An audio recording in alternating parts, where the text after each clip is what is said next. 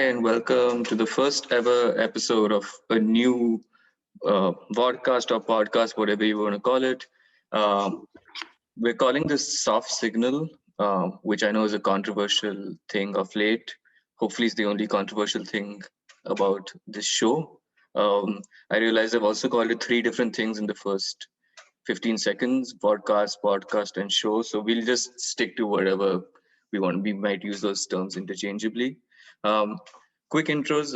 My name is Varun, and I have been following cricket and Indian cricket for 25 years through all the ups and downs and the trials and tribulations. And it seems like we've had more good days than bad in the recent times, but I've been through all the bad times as well. I'd like to introduce my co-host for this podcast, Aditya. We've been friends for a very long time. We were just talking about it actually at the start of this conversation. But yeah, you want to do a quick intro? Yeah, so like Varun said, I've also been like Varun rather. I've also been following cricket for so many years now. I think more than 20 to 25 years. I can remember watching the Cricket World Cup in '96, and since then all the World Cups following that. And now, of course, we have this wonderful thing called the IPL, which I've also been following from 2008 onwards. So should be fun. Looking forward to what should be another great season in 2021, and hopefully we can capture all the fun elements of this 2021 season in this podcast slash show called Yeah, something. I can't believe it's the 14th season already. And Yeah, actually, it just feels like I know this is the second IPL in 6 months now. Anyway, these days, the days are just passing by so fast. So it doesn't even feel like it was that long ago that the last one ended. But I think we're not complaining. It's something to look forward to as well. It'll be good, especially since we are now back. Seems like we are back to where we were last year. So it's good to have something to look forward to. Um, Anyway, so the way we thought we'd do this is just keep it informal, but we want to also be conscious of time. So we will just go through every team and their squad and their starting 11 and where maybe we see them finishing in the table this year. Um, I will start, and of course, you want to start at the top, and I'm going to start with Mumbai Indians, two-time defending champions going for their sixth title and actually a hat trick of titles. They got rid of that odd year win curse, if you want to call it, last year by winning in. They were like head and shoulders above everyone else.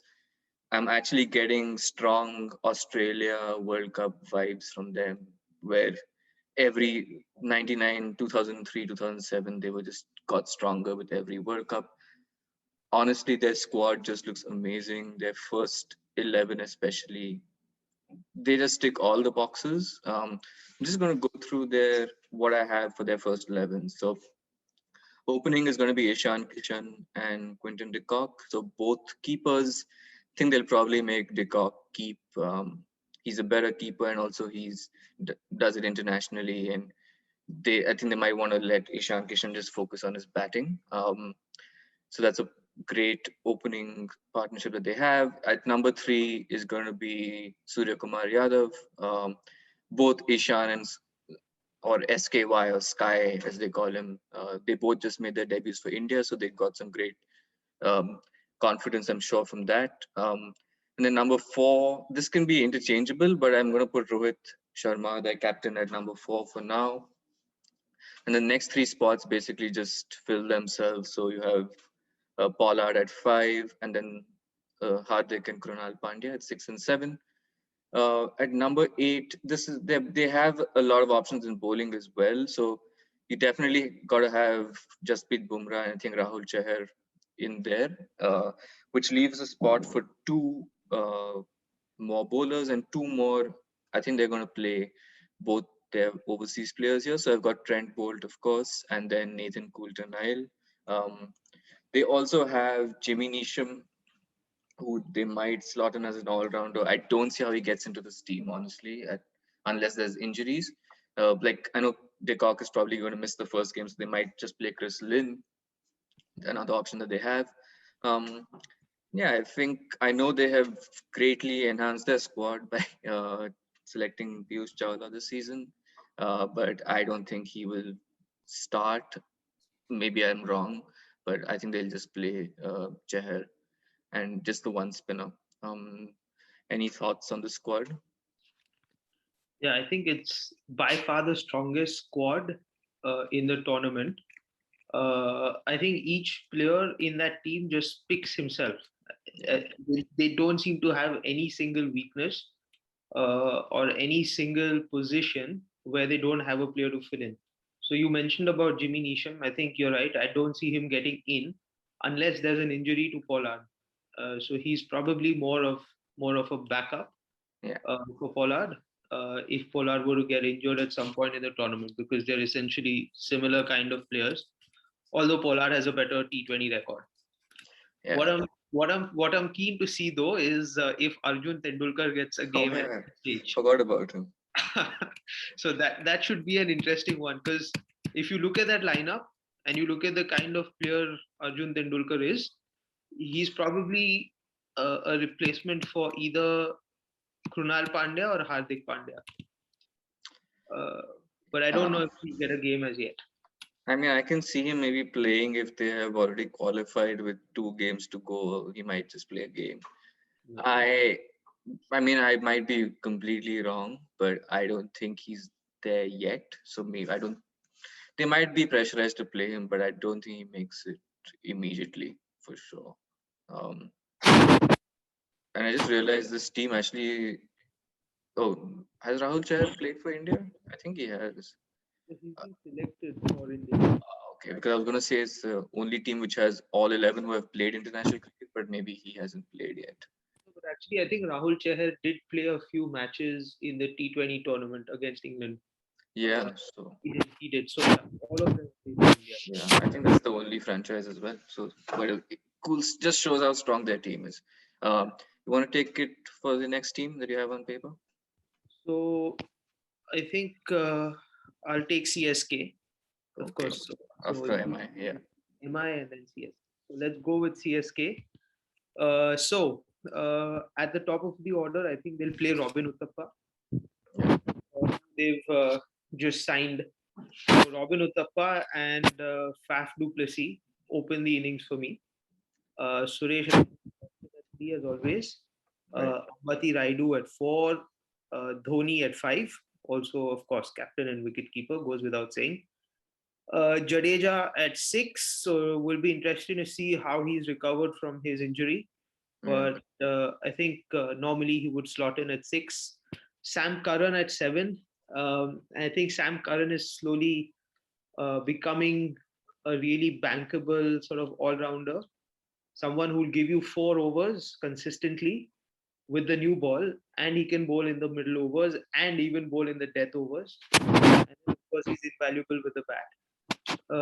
Then I think Deepak Chahar slots in at 8, Shardul Thakur at 9, and I think Imran Tahir will be the other spinner apart from Jadeja. So he slots in at 10, and then Lungi Ngidi at 11. So that would basically mean that my 4 overseas players are Faf du Plessis, Sam Curran, Imran Tahir, and Lungi Ngidi. I think it's a good team, but of course it's a team in which uh, many of their players haven't played for a long time, right? If you look at the top order, um, Suresh Raina, Ambati Raidu, MS Dhoni, Ravi Jadeja, all these guys have not played for a long time. And I'm not sure how much Robin Uthappa has played of late. Syed Mushtaq Ali tournament recently. Um, but yeah, I think it's a solid team, but it could well be a little rusty, at least in the batting. Yeah, I think they look a really boring team to me, unfortunately. But That's just aesthetics wise. They get the results. That's great. I think Robin Uthappa really needs to. If he fires for them, then they could have a good because they have a decent middle order with some good all rounders as well with Jadeja and Karan. So if they can get good starts with Uthappa, it'll be good for them. Also, Shardul, I think, he's just been bowling so well in the limited overs against England. So I think he will actually have to lead their attack, which wouldn't have bet on a while ago. So it'll be interesting to see how they do. And of course, I'm surprised you didn't pick Pujara in your 11 because I just heard some news that he's learned how to bat T20 from Virat and Rohit. Yeah, I don't see that happening. I don't see him getting an opportunity in the beginning of the tournament. And given Dhoni's let's say bias towards having the same team throughout the tournament, if he doesn't start with Pujara, it's very unlikely, or the probability of Pujara getting a game is quite low. Yeah, I agree. He might get an odd game here or there, but I don't see him playing an integral part in this team in this season, anyways. Yeah, I think Arjun Tendulkar has a better chance to play than Pujara. Yeah, That thing. Yeah. exactly. There's an interesting video of Pujara doing the rounds of him actually batting in the nets for CSK with a new stance. Wow. So it's a stance that he's going to use specifically for T20 because it apparently allows him to hit sixes, and he was actually hitting a few sixes in that video. So watch it if you can. It's a Yeah, the completely next different Pujara. T20 sensation from India. Yeah. Uh, cool. So I'll move on to what I will admit is has been my favorite team to watch over the years, RCB. Um, they have a good squad this season. I know they overpaid for Maxwell, I feel, but he's one of those players who might just come good. So I've got him in my playing 11. I'm just going to go through it. So Kohli said he's going to open. So I have kept him to open with Padikkal. Padikkal had a great season last year, breakout season for him. So hopefully he can continue this year as well. And then AB de Villiers and Maxwell to follow. So it's a really good top four, which I think has been RCB's strength. Depending whichever players they've had, they've always had a really good top four. After the top four, I've gotten Mohammad Azharuddin, not the Mohammad Azharuddin we grew up watching, of course, but there's this new guy called Mohammad Azharuddin who's been playing really well in domestic T20. So I've started him there at 5. They spent a lot of money on Dan Christian as well. Dan Christian is someone again who's been around for ages. I don't know how he's still playing, but I think he's quite a good utility T20 player. So I've got him at 6. This is where it gets, since we've already got AB, Maxwell, and Christian, there's only room for one more player. So I know they spent a lot of money on Kyle Jamieson. So they might play him, but I've not got him in my 11.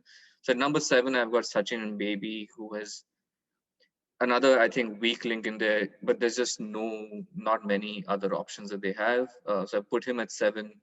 At 8 and 9, I've got Washington Sundar and Chahal, which I think is a good couple of spinners that they have. And then Siraj at 10, and then I've got Kane Richardson at 11. So I think they might swap around Richardson and Jameson. I've put in Richardson, but they might as well play Jameson. And then with they also have Saini, so if they want to play Washington at number 7, they might just have Saini in the team as an extra bowler. So there's different things they can do, but I think this is their first 11 that I would go with. I'm hoping they can do well this season. It's every season I hope they can do well, but so depends on how their star players perform because they really don't have much as backup.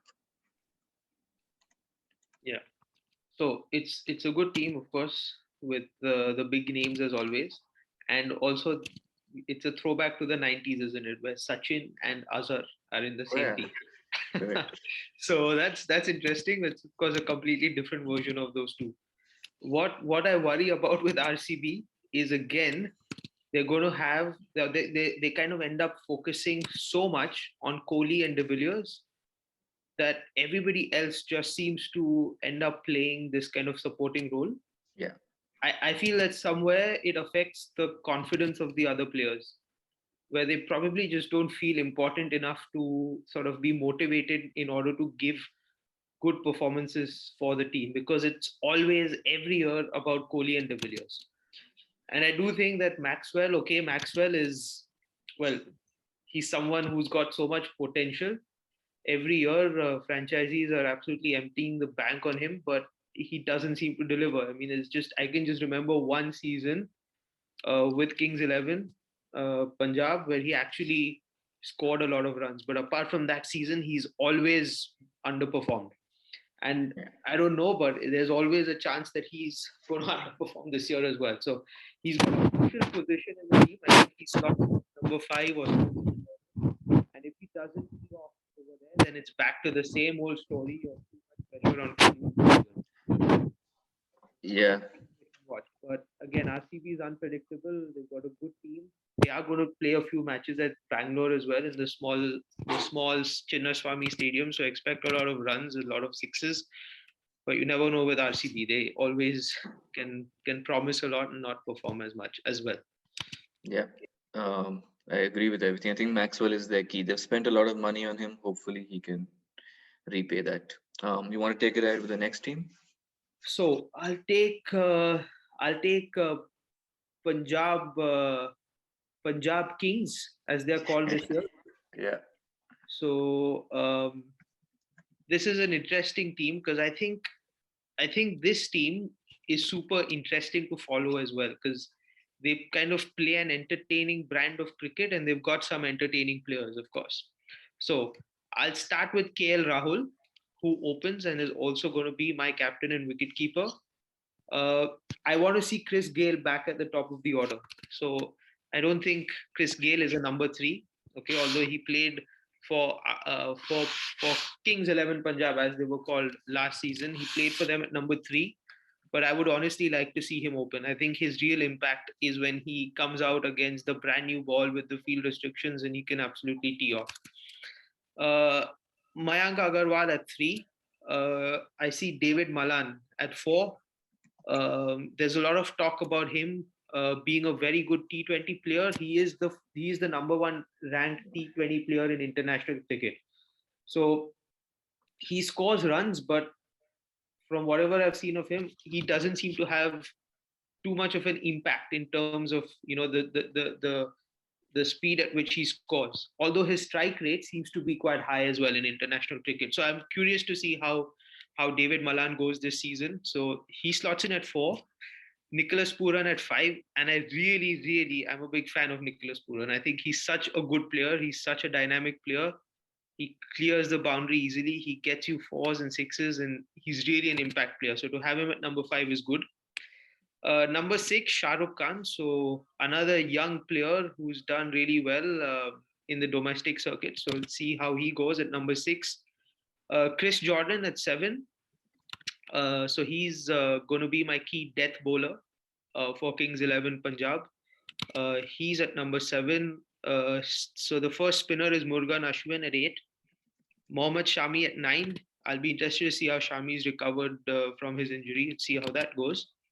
Ravi Bishnoi is my second spinner. And then at number 11, I have Arshdeep Singh, who was a very integral bowler, integral part of that team last year. So he had some good games where he actually defended some very low scores, and he's a good death bowler. And it's important to have him in that team because I don't think Mohammad Shami is a very good death bowler. He's good with the new ball, he gets you those early wickets. But when he comes back to bowl in the death, he usually gets hit a lot. So I think Arshdeep Singh has a key role to play in that sense because he, along with Chris Jordan, would be my main death bowlers for this team.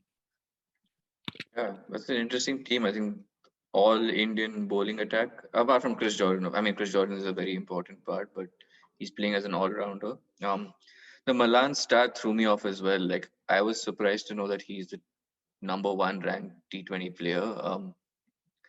It will be. I think they're top three. I know Gale is should never write him off, but who knows? He's 42 now. Maybe he will fire, but I don't know if he can last through the whole. It's a long tournament as well. They might have to rest him for a couple of matches, but it's an interesting team. I really like Ravi Bishnoi last year. I think he was really good to watch. So I think I don't see them maybe making the playoffs, but who knows? If Malan and Puran fire, they could do something. But again, not their bowling looks a bit weak to me. Um, with even with Shami in there. What are their backups like? If do you have, um, Yeah, so this is another thing about Kings 11. Their backups aren't that great, to be honest with you. So, uh, in terms of their all rounders, so they've got Moses on Reeks, uh, and he's quite a good player and he's quite bankable. yeah, I also think he's coming off a good season in the Big Bash, so he could be an interesting choice, especially in the case of especially as a replacement for Chris Jordan. Uh, they've also they've also got Fabian Allen, oh, yeah, who's quite an interesting player. So a bit of left arm spin, hard hitting batsman, and a very good fielder. So they've got him as well. Although I don't think any of these replacements are very good replacements, and by that I mean that the gulf between their first 11 and their replacement is too big. yeah, So I think Kings 11 is heavily dependent on their first 11. If they have any injuries, it's going to be difficult. It's a good point to make about Chris Gale being 42 and he might not last the whole tournament. So if he doesn't play at the top of the order, then I see Mayank Agarwal opening with yeah, KL Rahul, and that probably opens up another spot for either Moses on Reeks to slot in the middle order, or Fabian Allen to slot in the middle order as well. But then again, Gale is probably even at 42 more impactful than both of them. yeah, So that's going to be an interesting thing for Kings 11. Um, Also, one other weakness which I would like to point out is that their batting is not actually very long, right? So in my team, I've got Nicholas Puran coming in at 5. There's Shah Rukh Khan, who's young and experienced. He's at 6. And then Chris Jordan is at 7. Now, Jordan is an all rounder, but he's not a very good one, at least in terms of the way he bats. So that's going to be a challenge for Kings 11, which again puts a lot of pressure on guys like KL Rahul at the top. So yeah. expect Rahul to play the way he played last year. And when I say that, I mean, play the anchor role, bat slowly in the beginning, and hopefully explode towards the end of the innings.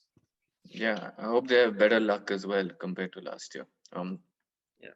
Anyway, I'm going to carry on with. So we've done four teams at the halfway stage. I'm going to move on to the inaugural champions, Rajasthan Royals, who are still, I think, living off that first triumph. They have had some bad news recently with Archer being out for at least 4 matches, and there's talk that he might actually be out for the whole season. Um, they've also bought the most expensive player this year with Chris Morris, who's a good player for sure, but I don't know if he warranted that much money. And Mustafizur as well, who they bought, is out for the first 2 matches with an injury. So they're not going to have a great start to the season. But anyway, I think this is, they have a pretty decent first 11 as well. So I've got Josh Butler opening the innings. I think one of their key players for sure. Some people had said Sanju Samson could open with him, but I've actually put in Yashasvi Jaiswal to open at least to start. I think they might give him some chances. There's been a lot of talk about how he is one of the next big things in Indian cricket after Shaw and Gill. So I think they might start with Jaiswal. So Samson comes in at 3. At number 4, they will probably play Stokes, who's again a very integral part of their team. Number 5 and 6, I think, is a bit weak for them. So I've got Rian Parag and then Dubey at 6. Uh, Chris Morris, I've put him in at number 7. He's their third overseas player. And then for their bowling, I've got Tewatia, who just got selected for India, so he probably did well in the domestic T20 as well. Apart from the IPL, I think we all remember him for his crazy innings last year in that match where he was so slow in the beginning and then just exploded towards the end. Um, Number 9, I have Shreyas Gopal. Been in the Rajasthan setup for a few years, a useful player. Number 10 is Tyagi, and then I've got Andrew Ty at number 11 as their fourth overseas player. They also have some good. I think once Jofra comes back, if he does, either Jofra or Mustafizur might replace Ty. Um, and then, of course, they have the evergreen Jaydev Unadkat as well. They have Manan Vora. They have a couple of Indian players. They have Liam Livingston as a good overseas replacement. So pretty decent first 11, but again, their backup, especially with the injuries, I think they might face problems.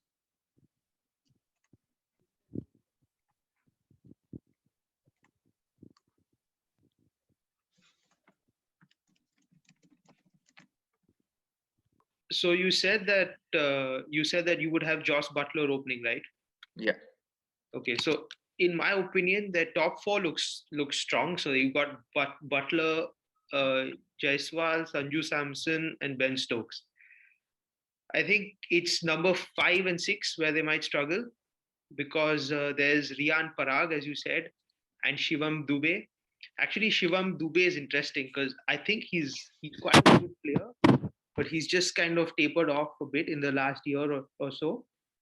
Uh, he's sort of in the mold of someone who could be like Hardik Pandya, right? So he's a big hitter.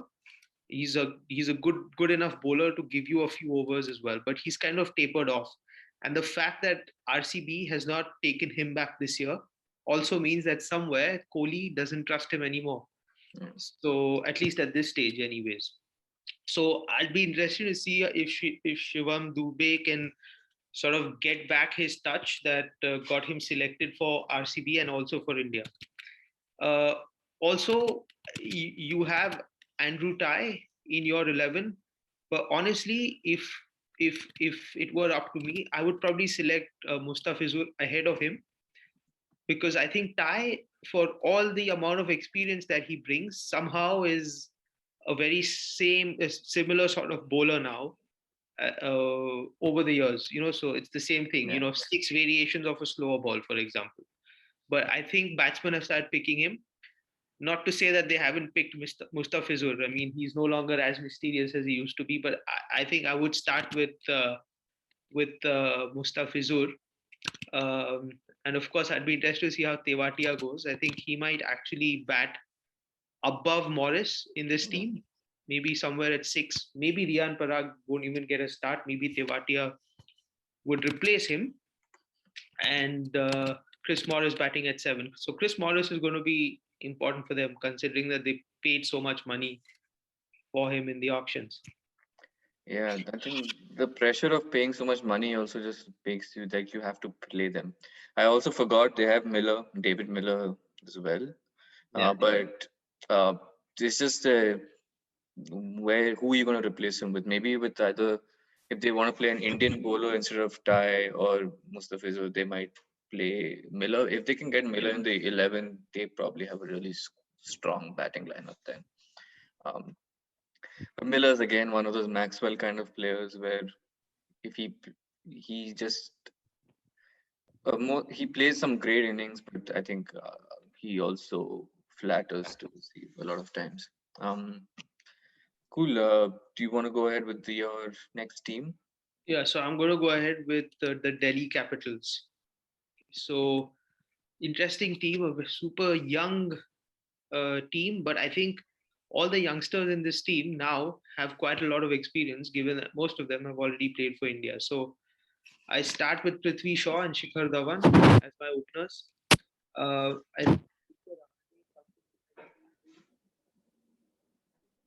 Go ahead. Okay, so Delhi Capitals, I think I would start off with Prithvi Shaw at the top of the order, with Shikhar Dhawan. Ajinkya Rahane slots in at 3 and Steve Smith at 4. So I think the fact that Shreyas Iyer is injured for the entire tournament means that they can have Rahane playing at three. Yeah. Steve Smith at four, as I said. Rishabh Pant comes in at five. Interesting to see how he goes as captain of the team for this season. Marcus Stoinis at six. Chris Wokes at seven. Akshar Patel at eight. Ashwin at nine. Rabada at 10. And Ishan Sharma at 11. I think Marcus Stoinis is one of the key players for the Delhi Capitals this season, as was the case last season as well.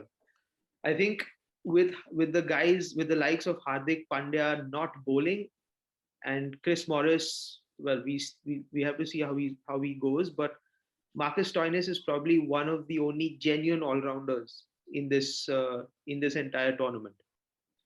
So I think he's got a key role to play for the Delhi Capitals.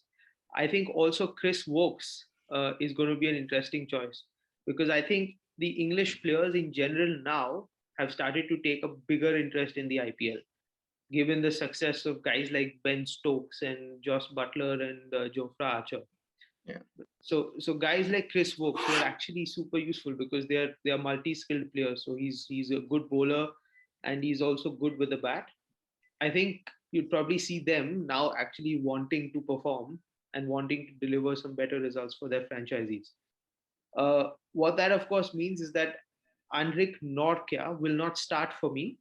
Last year, Rabada and Norkia were really lethal for the Delhi Capitals as opening bowlers. But I think, given that you can have just four overseas players, I would probably go without Norkia, start with Kagiso Rabada. So I have Steve Smith, Marcus Toynis, Chris Wokes, and Rabada as my four overseas players. Uh, and then I have two spinners in Ravi Ashwin and Akshar Patel, the lethal duo that absolutely ran through England in the recent Test series. So they'd be full of confidence. So I think this is again a strong team. Uh, I'd be interested to see how Rishabh Pant goes as captain. It seems that the guy is going from strength to strength. Last year, he wasn't so consistent, but he's clearly worked on his batting. He's no longer just a slogger, right? So there's some method to the way he plays. You still see the audacity, but then, of course, that's needed as well. At least he's not slogging every ball. So he's clearly maturing. So it'd be interesting to see how he goes as captain this year. So it's a good team, and I think they have a strong chance of making it to the playoffs as well. Yeah, I think they will make it. It'll be, especially with so many experienced players in his team, it's quite gutsy and quite a good move, I think, also to give Rishabh Pant the captaincy. He seems like the kind of player who would thrive under this responsibility and pressure. Um, I like the both. I mean, they are actually quite a strong team. They tick most of the boxes. After Mumbai, I think they're one of the strongest team as we saw last year. Shreyas Iyer will be a miss for them as well. I think he was more so as a captain. He's been a captain for a couple of years now, so he was really getting into the role. So it's unfortunate, but I think they have enough bench strength to make up for his absence. I think Akshar Patel unfortunately just tested positive for COVID as well, so he might not play the first couple of games, but they should have enough replacements to cover that up for the first couple of games. They should be good. Okay, I'm just Right. gonna go on to the last thing that I'm gonna talk about in detail, which is Kolkata Knight Riders. Um, uh, they have been one of the strongest teams on paper, I think, for the past couple of years. Unfortunately, haven't really delivered up to their potential. Now they have Owen Morgan in charge from the first game onwards, and of course he's the World Cup winning captain. So and a really good captain manager. I think they I see really good things for them this season. So their first 11, I'm going to go with Shubman Gill opening with Rahul Tripathi. I think Tripathi has been a decent player in the IPL over the years. So I think they'll hopefully they can get KKR off to some good starts. At number 3, I've got Nitish Rana. uh, which I think he played in number three for them last season as well. So he'll just do more of that of the same. Number four is DK Dinesh Karthik. Hopefully he bats better this season. Last season he had a really bad time, so I'm hoping for his sake he comes good. At number five, I have Owen Morgan, and number six, Russell, and number seven, Cummins. So I think these three players are the really key overseas players who can make a difference. Might even make Morgan bat above DK. I don't know how they'll figure that out, but I think Andre Russell has been one of their most important players over the last few seasons, and that's not going to change this time as well. I'm gonna go to 9 and 11 first before going to number 8. So I think they'll play Varun Chakravarti. I have a feeling they'll play, and then Prasidh Krishna at number 10. And then I think they might still play Kuldeep. So he probably won't come in at 10. Chakravarti, Prasidh, and Kuldeep can move around. But I know Kuldeep has not been the bowler that he was, but I think they might just give start with him and then see how he goes because he has performed for them in the past, so they might just start with him. And then at number 8, the one which I left open they have a number of overseas players who can play, so they might. I have a feeling they'll start with Sunil Narayan because he's been consistent for them over the past few years for a long time, though he hasn't been at his best in the last couple of years. They also have Shakib, who, if he plays, he will play at the bat above Cummins, I think for sure. So he'll bat um, at 7, and Cummins will bat at 8. Or they might even play Lockie Ferguson. So I think it depends on the pitch as well that they play on, whether they play Lockie Ferguson for extra pace. But if they play Ferguson, then they're going to have 4 genuine bowlers as well, which is not the best thing to have in a T20 setup.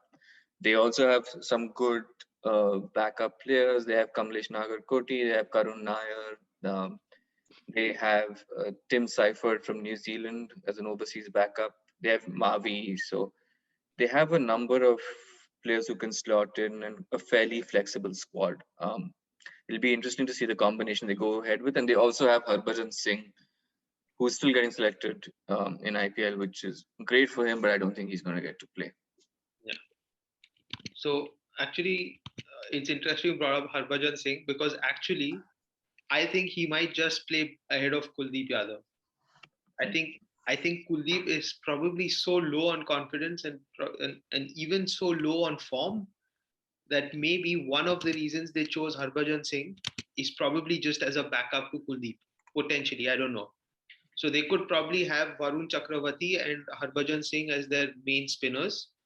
Uh, I'm also interested to see how whether guys like Tim Seifert get a chance because recently, so Tim Seifert has played pretty explosively for New Zealand at the top of the order, right? So I think last year KKR had Shubman Gill, Nitish Rana, and Rahul Tripathi as their top three, and Rahul Tripathi and Nitish Rana used to switch positions often. But I would be interested to actually stick my neck out and say open with Shubman Gill and Tim Seifert. Um, But then who are your 4 overseas? Because you have to have Morgan, Russell, and Cummins, I think for sure. yeah, so Tim Seifert would be uh, my first overseas player. Morgan, Russell, and Cummins. That's my other three. So I actually would not have Sunil Narayan in this team. I'm not. I think Sunil Narayan is probably not the bowler he was. I think they were sort of using him more because of his explosiveness at the top of the order, which also now has kind of diminished because bowlers seem to have have learned how to bowl to him. I mean, you bang it in short, and Sunil Narayan is not the same kind of batsman as he is when you pitch it full. So maybe, and this is a big if, this is a big maybe, but I think Sunil Narayan's time at KKR is probably coming to its end, I would think, and therefore, uh, and also with the likes of Varun Chakravarti now bowling so well, right? So he's also that mystery spinner. He's lending them that mysterious sort of the unknown factor that Sunil Narayan used to, right? So Varun Chakravarti is doing that uh, with a Tim Seifert coming in at the top of the order. They probably cover for the explosiveness that Sunil Narayan used to bring as well. So I would actually not pick Sunil Narayan in this side to start with. But then, of course, later on in the tournament, depending on the pitches and the team combinations, that can be tweaked. Yeah, I think they might actually go ahead with Lockie Ferguson. But like I said, their batting then becomes a bit weak. But yeah, it'll be interesting to see. They might. Seifert is a good option for sure. I just was struggling to fit him in with all the overseas talent that they have. Um, but it'll be good to see how KKR do. Um, Right. right. So I think there's just one team left, which is Sunrisers Hyderabad. You want to take us through the 11? Yes. So the last team for today, Sunrisers Hyderabad, also one of the most boring teams to follow, in my opinion. But Yeah. uh, so I start with David Warner and Johnny Bairstow. Quite a no-brainer there. Very successful opening combination for Sunrisers over the last few seasons. Manish Pandey at three, Vijay Shankar at four. I think Kedar Jadhav, who they got at this auction, slots in at five, simply because I don't think they have anyone else. Yeah. Right? I'm not a big fan of Kedar Jadhav, but I think they just don't have anyone else to slot in at number five. So he gets in there. Abdul Samad at six, and I think this guy is a really good player. I think he's a really exciting talent. He can hit the long ball. He also seems to have a lot of time to play his shots, which Yeah. means that he's not just a slogger, right? It means that he can actually play proper cricketing shots at number six.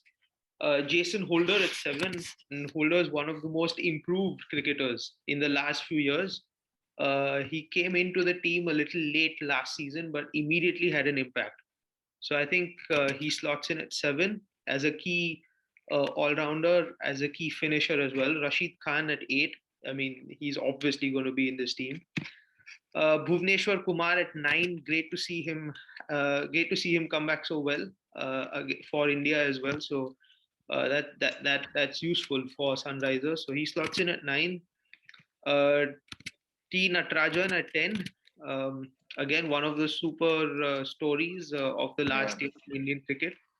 Amazing to see how quickly he's risen to being one of the most important bowlers, even in India, even for India. So, key role to play for him in Sunrisers. And then Shahbaz Nadeem is my second spinner in this team. So it's a boring team in terms of what they bring to the table. There's no one who's super exciting with the bat.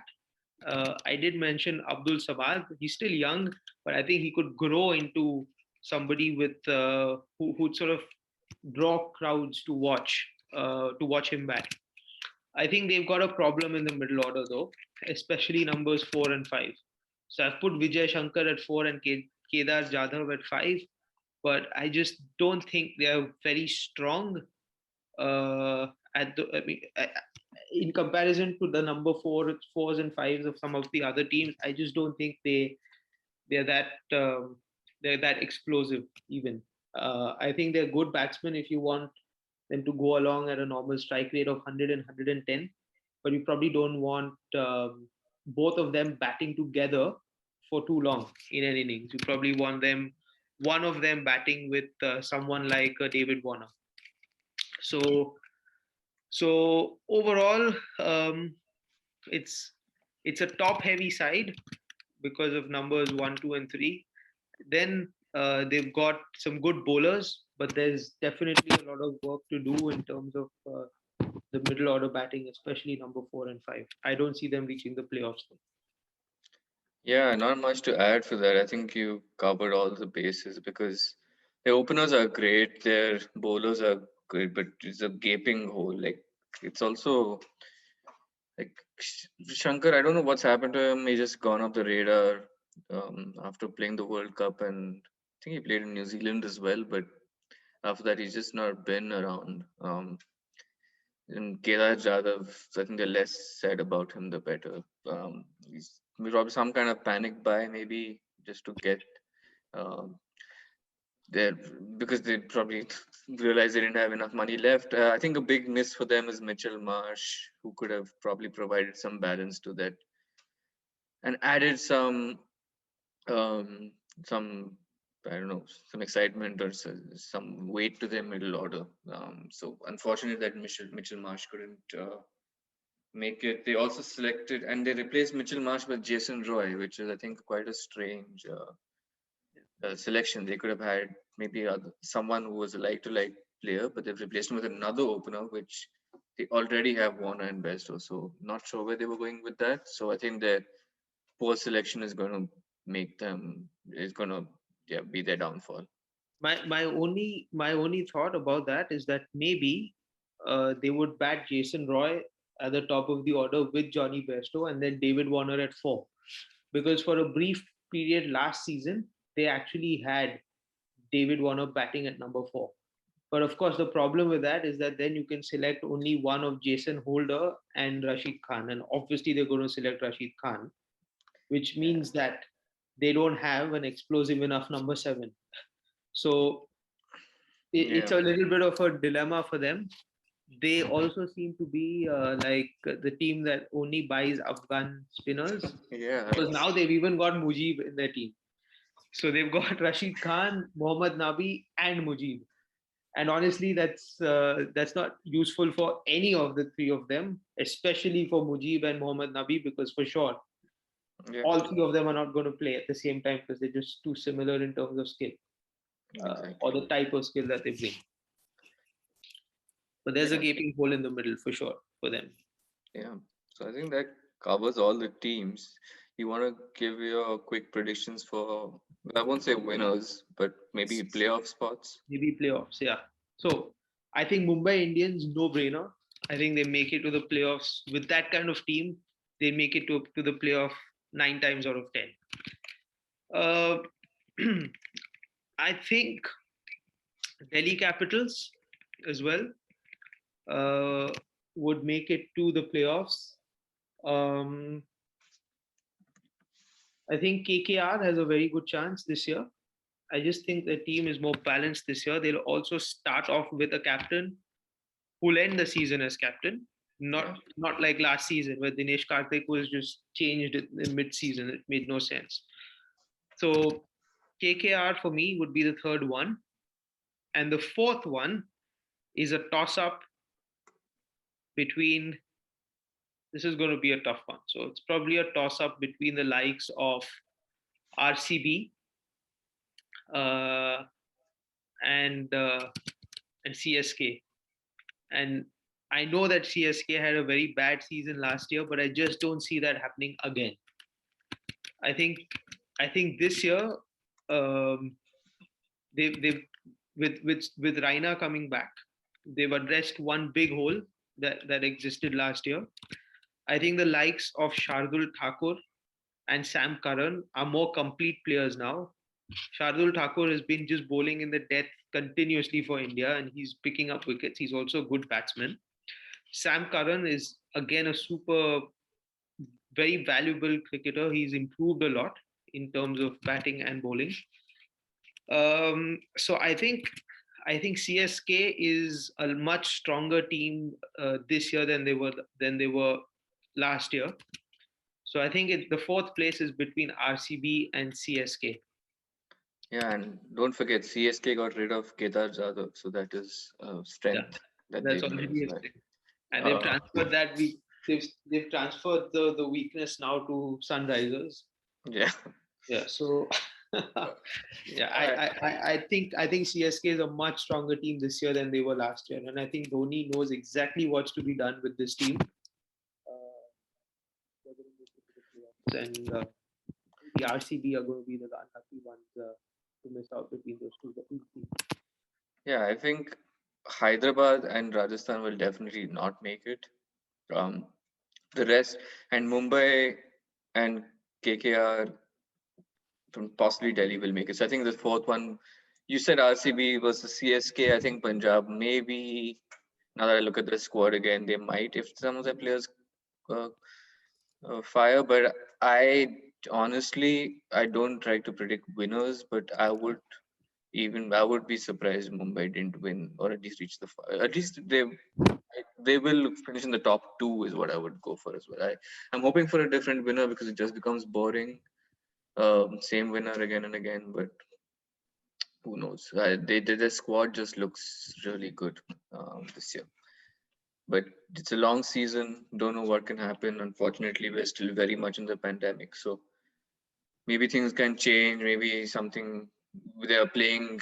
They're within the bubble, so who knows? It's not a normal tournament as well. And who's going to be that one player to watch out for? Bowlers or across In the tournament. across the tournament, wow, that's going to be. I'm excited to watch the younger Indian players. So I'm excited to watch Padikkal. I'm excited to watch Azharuddin. I'm excited to watch Shah Rukh Khan, the cricketer. Um, I was. I think Rishabh Pant might light up the IPL this year, especially since he's the captain. He's got so much confidence from his amazing season for India. Just, I think he was actually the standout player across formats, especially in the tests. So I think I'm looking forward to Rishabh Pant this year, probably being the standout player. I think I would look forward to Nicholas Puran. Yeah, I think I think I'm a little biased because I really think he's such a good batsman. But I think his time has come. I think he's the next big thing out of the West Indies. So I really think if he comes in at number 4 or 5 for Kings 11, okay, not Kings 11, but Punjab Kings this year, I think expect him to score a lot of runs, a lot of impactful and quick runs, a lot of sixes and fours. yeah, it'll be interesting for sure. He's a great addition to the team and one of their key players for sure. Um, so I think we've been going for a while, so I think we'll wrap up this first podcast. But we'll be back for more. This was just the start. I think we plan to do this a bit more regularly. Hopefully, have some mid-tournament recaps and not just focused on IPL. In time, we'll look at other formats and types of cricket as well. But yeah, thanks so much for your time and also for watching. And we'll see you in the next episode. Thank you. Yeah, thank you. See you in the next one.